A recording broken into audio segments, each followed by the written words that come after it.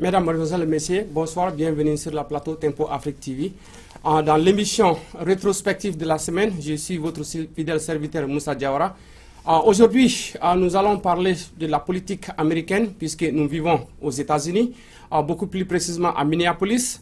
La campagne présidentielle bat son plein et nous avons des candidats et chacun est en train de se battre pour avoir la nomination de son parti afin de pouvoir remplacer Barack Obama à la fin de son mandat. Mais nous allons aussi vous parler de la politique africaine, de la situation qui se passe à Bujumbura, où il y a eu 87 morts. Et pour terminer notre émission d'aujourd'hui, nous allons vous parler du retour triomphal du président de l'Assemblée ivoirienne, Soro Kikafuri Girom. Encore une fois de plus, bienvenue sur notre plateau. Présidentiel aux États-Unis. Nous avons les candidats des républicains, ou bien pas des républicains, mais je dirais les candidats républicains, Donald Trump, qui se bat pour avoir la nomination de son parti afin de pouvoir être le nommé pour confronter l'opposition. L'opposition, ce serait le Parti démocratique, où Hillary Clinton aussi est en bonne posture d'être nominé comme candidat. Nous avons Ben Carson, nous allons nous occuper de parler beaucoup plus précisément de ces trois personnes aujourd'hui. Donald Trump, puisqu'il s'agit de lui, Donald Trump est un businessman aux États-Unis. On peut dire que Donald Trump n'est pas un politicien, mais pour un miracle, ses pôles, son cote est en train de monter et il y a une supposition, il y a une chance, une très grande chance qu'il soit le candidat désigné par le Parti républicain afin de pouvoir confronter les démocrates. Mais nous assistons à quelque chose que nous n'avons jamais assisté avant dans l'histoire de la politique américaine. Qu'est-ce que je veux dire par là? Donald Trump qui a annoncé il y a 2 ou 3 jours de cela dans un meeting comme quoi qu'on devait tout faire pour que les musulmans ne viennent pas dans ces pays avant que le Congrès américain ne sache quoi faire pour résoudre le problème du terrorisme. Cette déclaration, elle est grave, elle est très grave, parce que cette déclaration fait atteinte à la Constitution américaine.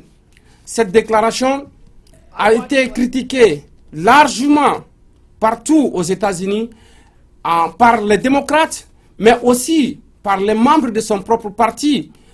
Cette déclaration a fait l'objet d'une réunion, si je peux le dire, du House Speaker qui est Paul Ryan. Ryan, c'est si on peut le dire, le président de l'Assemblée américaine. Beaucoup d'autres partis, beaucoup d'autres gouverneurs des régions ont tous contesté ce que Donald Trump a déclaré, comme quoi il fallait interdire aux musulmans de venir aux États-Unis avant que le Congrès ne sache que faire avec le terrorisme. Comme si c'est pour dire que le terrorisme, les musulmans, tous les musulmans du monde sont des terroristes. Avant d'aller au fond du sujet, je m'en vais d'abord vous proposer d'écouter ce que M. Donald Trump a dit. Et ce serait en anglais, mais je me ferai le plaisir de vous donner une idée de quoi il a dit au vrai sens du mot. Mais ce n'est pas Donald Trump seulement, c'est lui qui aurait dit d'interdire les musulmans. Mais il y a un autre candidat aussi des républicains qui s'appelle Ben Carson, qui aussi aurait dit et défendu qu'il ne conseillerait pas qu'un musulman soit président des États-Unis. Toutes ces 2 déclarations font outrage à la Constitution américaine. Donc, avant d'aller au fond du sujet, nous allons vous faire écouter la déclaration de Donald Trump et après ça, nous reviendrons sur ce plateau afin de décortiquer ce que Donald Trump a dit. Donc, si notre régie elle est prête, allons-y pour écouter M. Donald Trump. I watched last night, and I watched a president truly that didn't know what he was doing. He didn't know why he was there. He refuses to use the term radical Islamic terrorism. He refuses to use the term. I don't even know if he knows what the hell's going on. I really don't.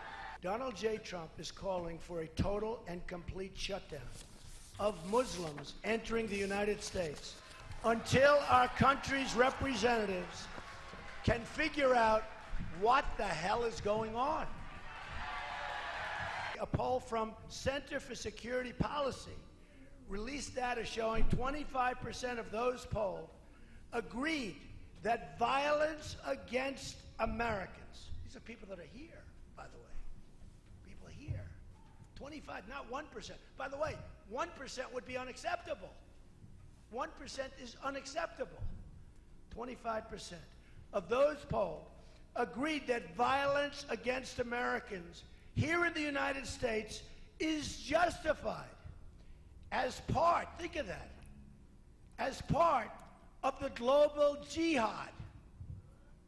Until we are able to determine and understand this problem and the dangerous threat it poses, our country cannot be the victim of horrendous attacks by people that believe only in jihad. Voilà, mesdames et messieurs, c'était M. Donald Trump qui était en train de faire une conférence tout en disant que les musulmans doivent être interdits de venir aux États-Unis avant que le Congrès ne sache, les congressmen ne sachent de ce qu'ils doivent faire de ce problème de terrorisme. Mais encore une fois de plus, je dirais tout simplement que c'est de l'ignorance. C'est une ignorance caractérisée qui n'a pas de définition en un mot.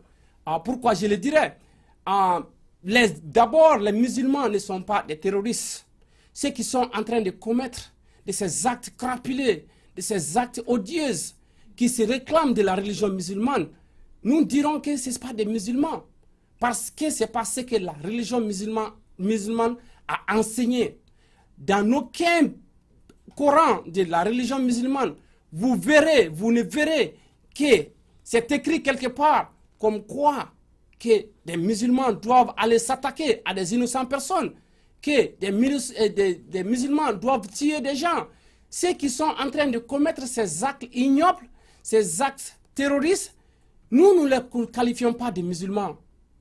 Ils sont en train de nuire l'image, ternir l'image de la religion musulmane. Sinon, au fait, ce n'est pas des vrais musulmans. Parce que ce n'est pas ce que l'islam nous a enseigné. Mais encore une fois de plus, ça ne me surprend pas d'entendre de tels propos de la bouche de Donald Trump. Donald Trump, moi, je ne considère pas Donald Trump comme un politicien.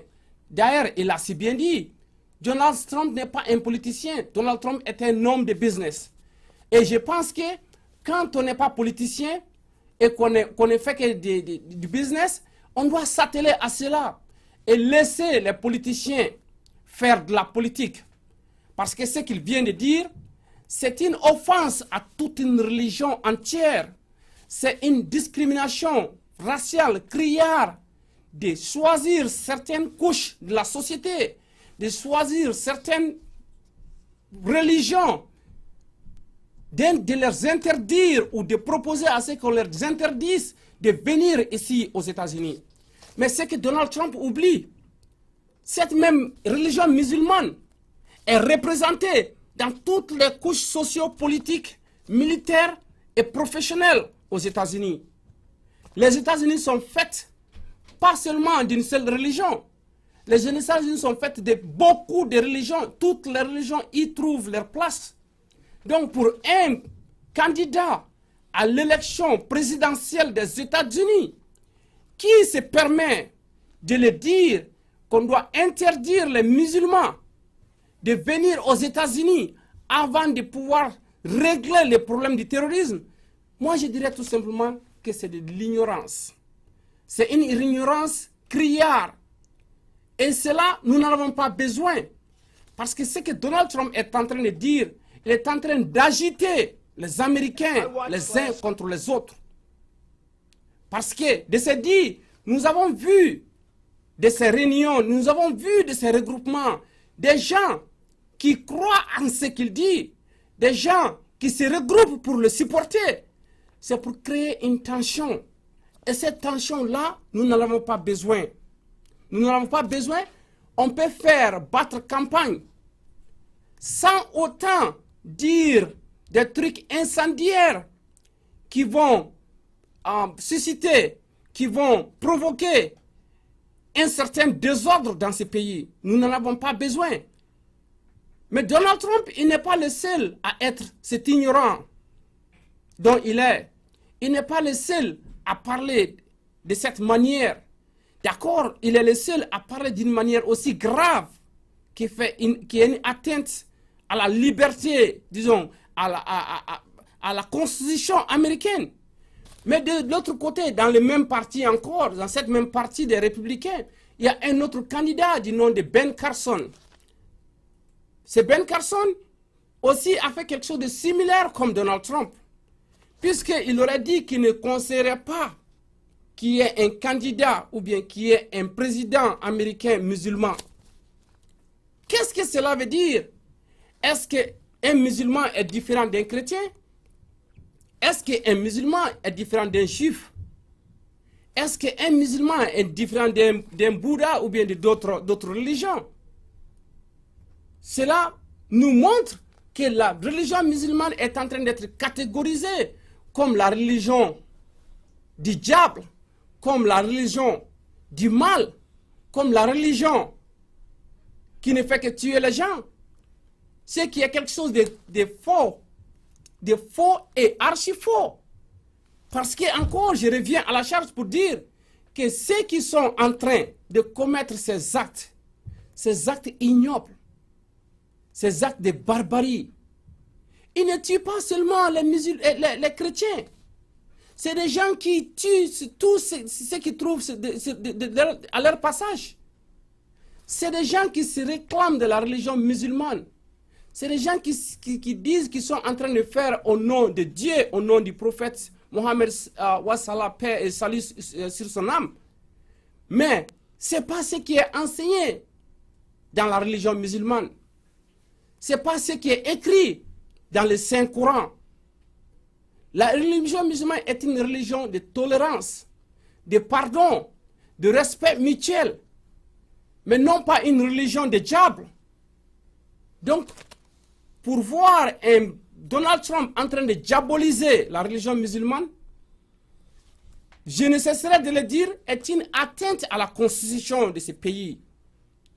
Et pour être suivi dans cette même direction encore par Ben Carson, qui dit ouvertement qu'il ne supporterait pas et qui ne pense pas qu'un musulman doit être président de la République ici, aux États-Unis, je dirais que c'est de l'ignorance caractérisée. C'est des gens qui n'ont pas encore les yeux ouverts. C'est des gens qui n'ont rien compris dans cette lutte contre le terrorisme. Le terrorisme n'a rien à voir avec la religion musulmane. Donc, nous avons tout de suite écouté Donald Trump en train de faire sa déclaration comme quoi qu'on doit interdire les musulmans à venir ici aux États-Unis avant que le Congrès ne sache de quoi faire. Nous allons aussi vous faire écouter ce que M. Ben Carson a dit, qu'il ne supporterait pas et qui ne voudrait pas et qui ne pense pas qu'on devait y avoir un président musulman ici aux États-Unis. Donc si la régie elle est prête, nous allons partir pour écouter Ben Carson avant de revenir encore. I said I would support anyone. Again, it seems to be hard for people to actually hear English and understand it.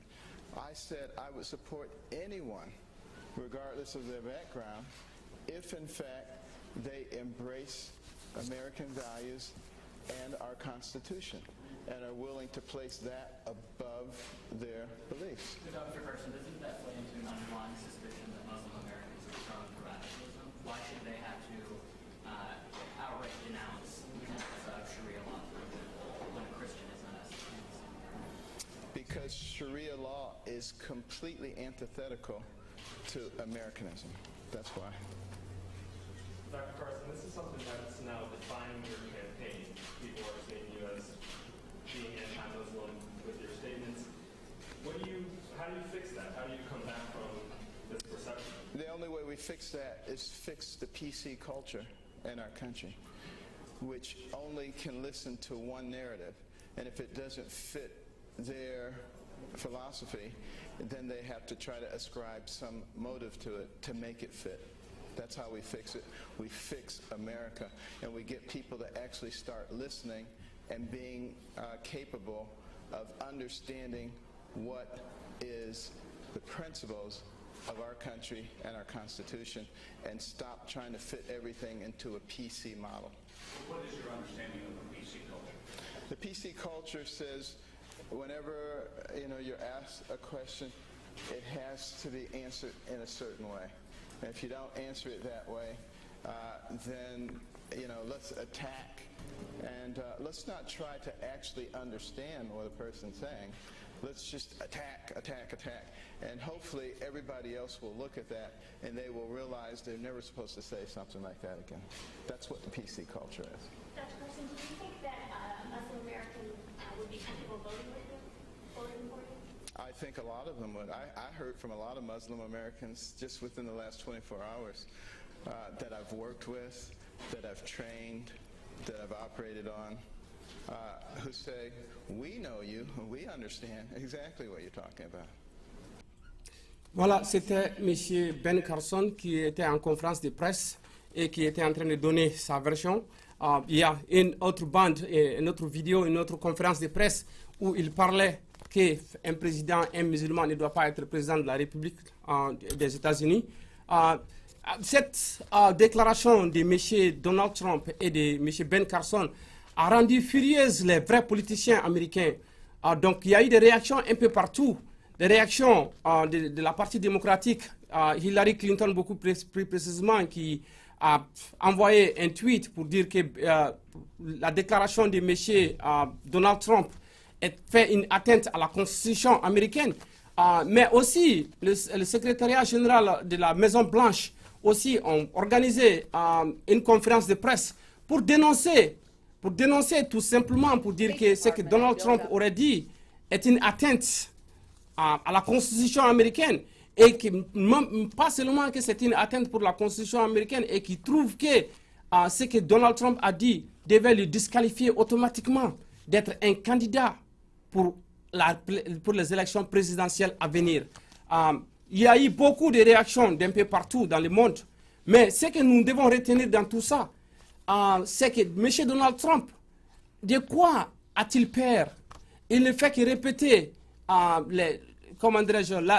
l'attentat terroriste qui s'est perpétré en septembre 2011, où le World Trade Center était effondré. Et il ne fait que baser ses commentaires sur les actes terroristes spontanés qui se passent de gauche à droite ici aux États-Unis. Mais ce que Donald Trump devait comprendre aussi, le terrorisme n'est pas seulement que dans les pays américaine et européenne. Le terrorisme de nos jours est partout. Partout de nos jours, nous assistons à des cas de désolation.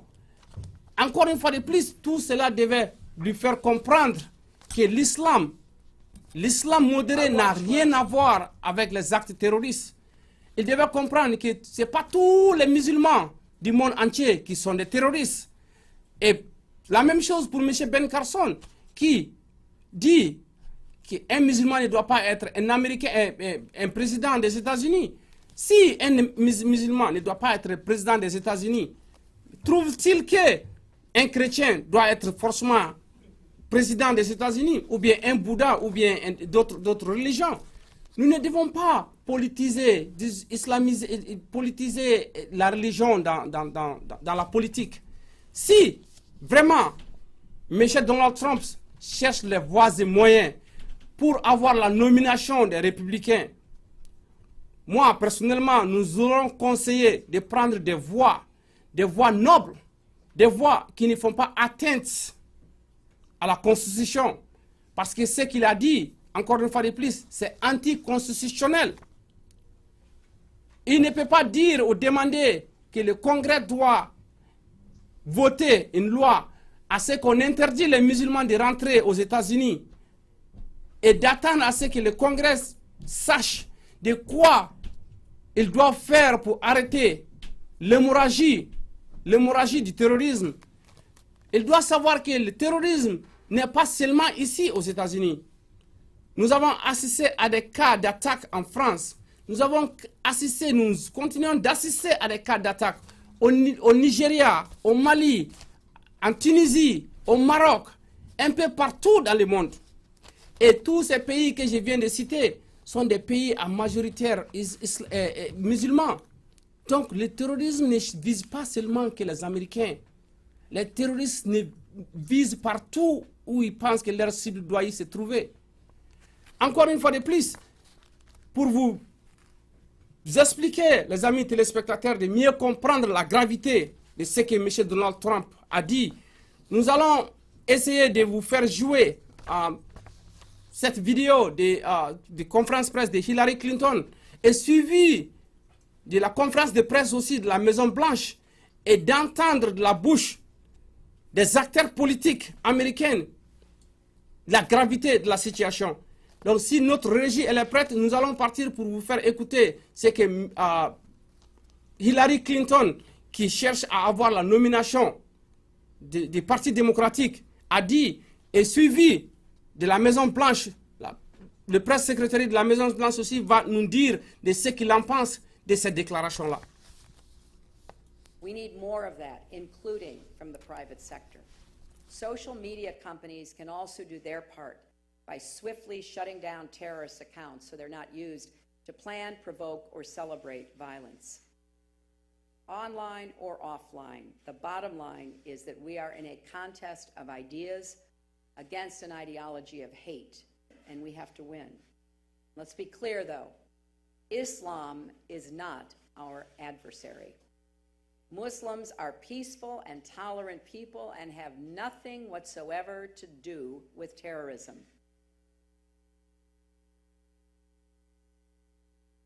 C'était Hillary Clinton qui était en train de dire, encore une fois de plus, que les musulmans sont des gens de paix, que les musulmans n'ont absolument rien à voir avec le terrorisme.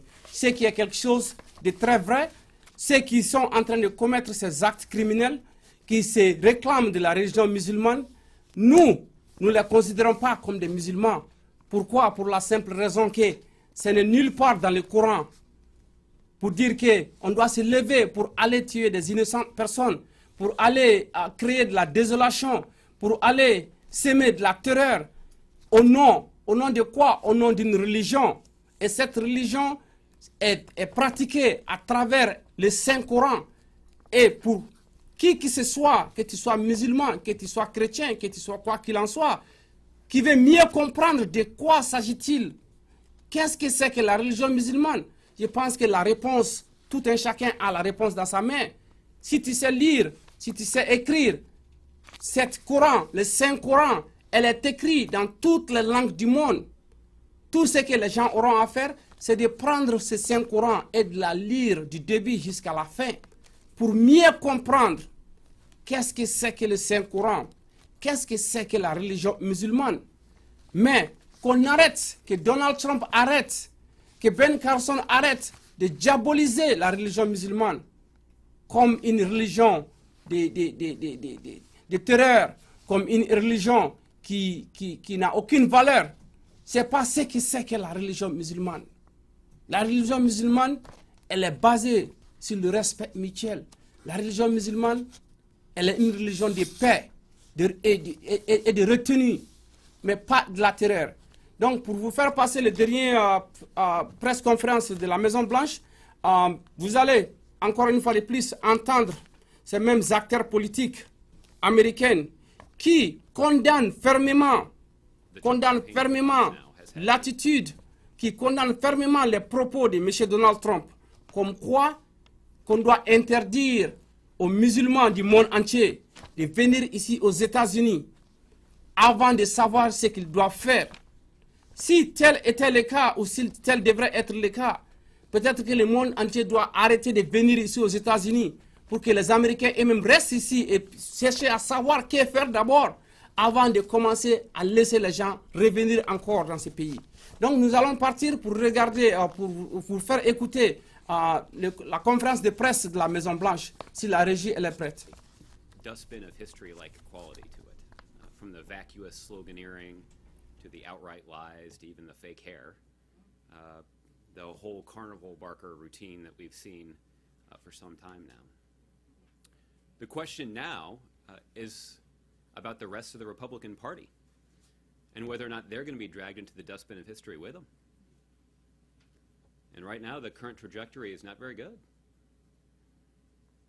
Earlier this year, House Republicans elected to their leadership somebody who famously bragged to a reporter that he's David Duke without the baggage. Earlier this month, we saw that the executive director of the Senate Republican Campaign Committee was advising candidates about how they could ride the Trump wave. And just today, the newly elected Speaker of the House said that he would vote for Donald Trump for president if he's the party's nominee. Now, I know that each of the Republican candidates has already taken an oath pledging to support Donald Trump for President of the United States if he wins the nomination. But the fact is, the first thing a president does when he or she takes the oath of office is to swear an oath to preserve, protect, and defend the Constitution of the United States. And the fact is that what Donald Trump said yesterday disqualifies him from serving as president. And for Republican candidates for president to stand by their pledge to support Mr. Trump, that in and of itself is disqualifying. They should say right now that they would not support Donald Trump for president. What he said is disqualifying. And any Republican who's too fearful of the Republican base to admit it has no business serving as president either.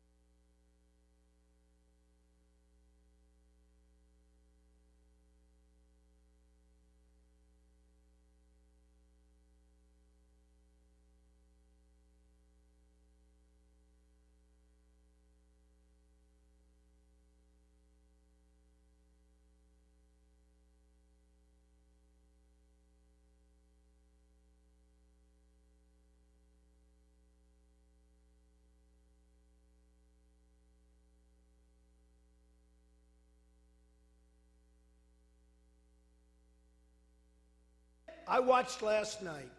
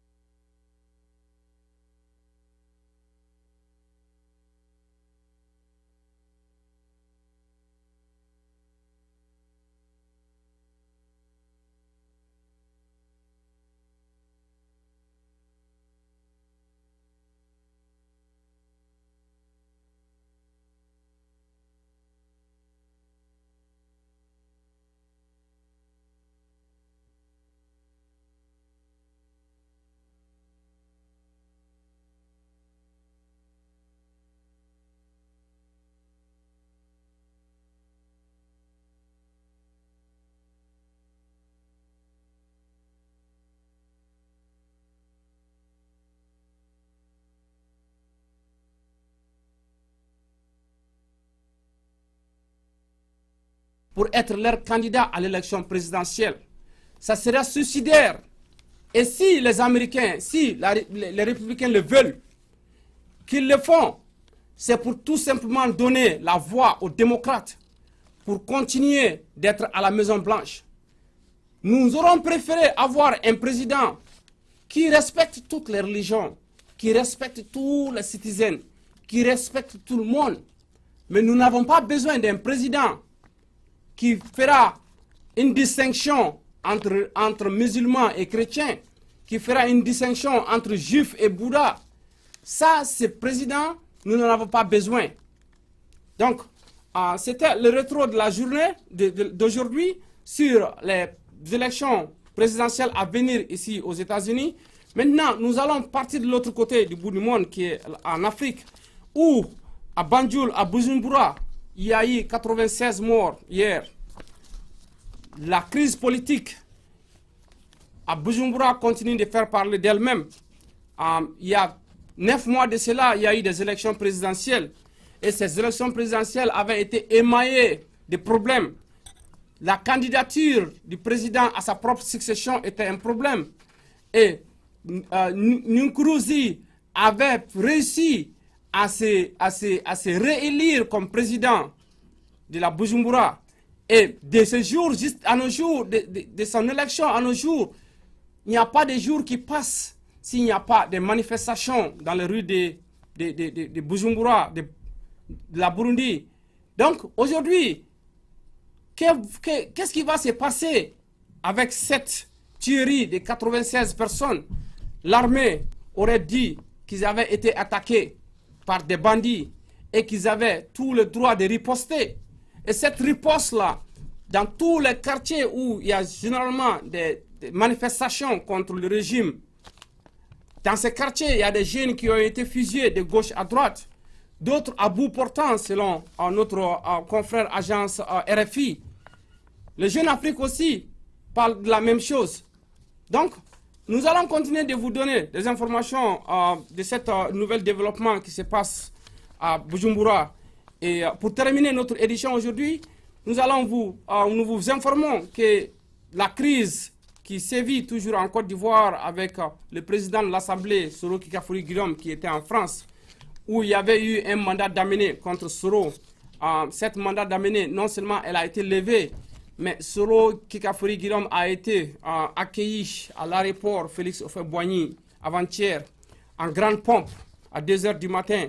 Donc, Soro Guillaume est de retour et Soro Guillaume encore n'a pas fait de déclaration concernant les écoutes téléphoniques qui se sont passées. Et jusqu'à présent, ça reste un mystère pour la classe politique ivoirienne et la classe politique burkinabèse.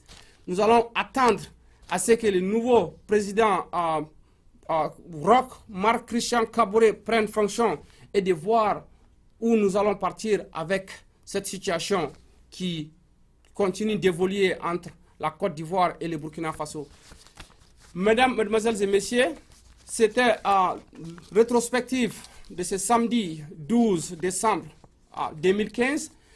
Pour ma part, je vous donne rendez-vous encore la semaine prochaine pour vous apporter les nouvelles de l'Afrique et du reste du monde. À la partie technique, nous avions Malik Sall et on se dit à la prochaine. Merci beaucoup.